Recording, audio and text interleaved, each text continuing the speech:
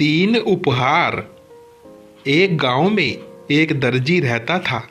उसने एक बकरी पाली हुई थी। वह बकरी बातें करती थी। उस दर्जी के तीन बेटे थे।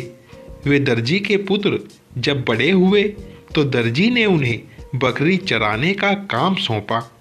वह बकरी दिन भर चरती और भर पेट खाती, पर जब दर्जी शाम को उस पर हाथ फेरकर उससे हाल पूछता तो वह कहती, आपके बेटे मुझे मैदान में एक खूंटे से बांध कर रखते हैं। वह स्वयं खेलते रहते हैं और मैं भूखी रहती हूँ। दर्जी बहुत दिनों तक बात टालता रहा। फिर एक दिन उसने बेटों को डांट डपट कर कहा, निकल जाओ घर से, तुम सब निकम्मे हो। बेकसूर लड़के भी एकदम घर से निकल गए। उनके जाने के बाद दर्जी को बकरी की धूर्तता का पता चला। अब वह अपनी गलती पर पछताने लगा और बेटों के घर लौट आने की राह देखता रहा। दर्जी के तीनों पुत्रों को घर से दूर एक दूसरे से अलग अलग नौकरी मिल गई। उनके मालिक उनके काम से खुश हुए। सबसे बड़ा लड़का लड़की का साज सामान बनाने वाले के पास नौकर हो गया। दूसरा उसी नगर में एक पनचक्की पर नौकर हो गया और तीसरा एक दुकानदार के यहाँ। दोनों बड़े भाइयों को पिता की याद सता रही थी। उन्होंने फैसला किया कि वह घर लौट जाएंगे। उनके मालिक भी इस बात को मान गए। बड़े भाई को उसके मालिक ने एक छोटी सी मेज देकर कहा, बेटा, इस मेज से जिस तरह का भोजन मांगोगे वह तुम्हें इस पर तैयार मिलेगा। दूसरे भाई को चक्की वाले ने एक गधा देते हुए कहा, जाओ खुश रहो, इस गधे को भी ले जाओ। ज्यों ही तुम इससे कहोगे मुझे मोहरे दो, त्यों ही यह मुंह से मोहरे उगलने लगेगा। जब तक तुम बस करो न कहोगे यह मोहरे उगलता रहेगा। दोनों भाई अपने अपने उपहार लेकर घर की ओर चल दिए। वे सायंकाल के समय एक गांव में पहुंचे। वे रात भर आराम करने के लिए एक सराय में ठहरे। सराय वाला दुष्ट था। उसने उन्हें रात भर रहने की जगह दी, पर बात ही बात में उनके उपहारों की विशेषता के बारे में भी जानकारी प्राप्त कर ली। जब उसे मेज और गधे के गुणों का पता लगा तो उसने उन्हें हथियाने की बात सोची।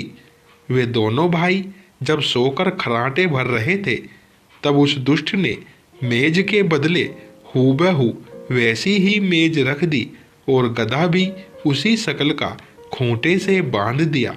सुबह वे दोनों भाई इन नकली चीज़ों को लेकर चल दिए। घर पहुँचे तो उनका पिता बहुत खुश हो गया। उसने गधे और मेज की करामात सुनी तो और भी प्रसन्न हो गया। परंतु जब दोनों भाइयों ने अपने अपने उपहार की परख और प्रदर्शन करना चाहा तो हैरान हो गए। उनका बाप यह देख बड़ा नाराज हो गया। वह समझा कि बेटे मुझसे धोखा कर रहे हैं। बहुत कुछ समझाने पर भी उसकी शंका दूर न हुई। अतः उन्होंने अपने छोटे भाई को आप बीती लिखकर भेजी और उसे सराय वाले से सतर्क रहने को कहा। इसी के साथ उसे यह भी बताया कि अगर संभव हो तो वह उससे चुराई हुई चीज़ें भी प्राप्त करने की कोशिश करे। पत्र पाकर तीसरे भाई ने भी स्वामी से घर लौट जाने की स्वीकृति ली तो उसे उपहार में एक थैला देते हुए मालिक ने कहा, यह थैला लो।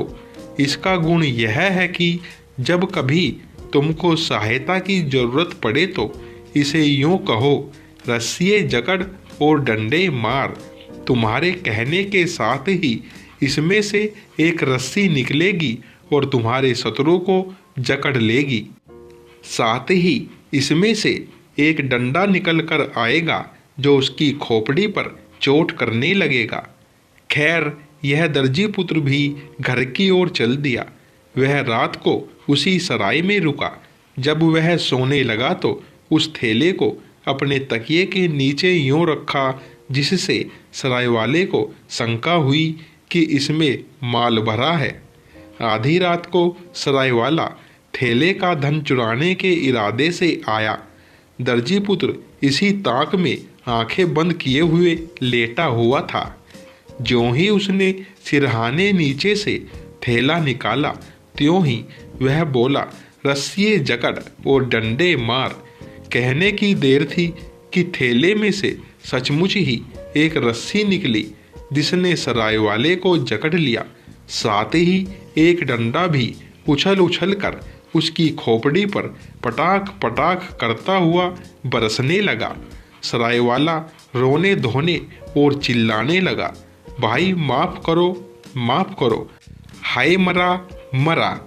जब उस डंडे ने सराय वाले की खोपड़ी पर अच्छी मार बरसाई तो दर्जी पुत्र बोला, बदमाश कहीं का, ये चीजें तभी थैले में लौट जाएगी जब तू मेरे भाइयों से हथियाया हुआ माल लौटाने का वादा करेगा।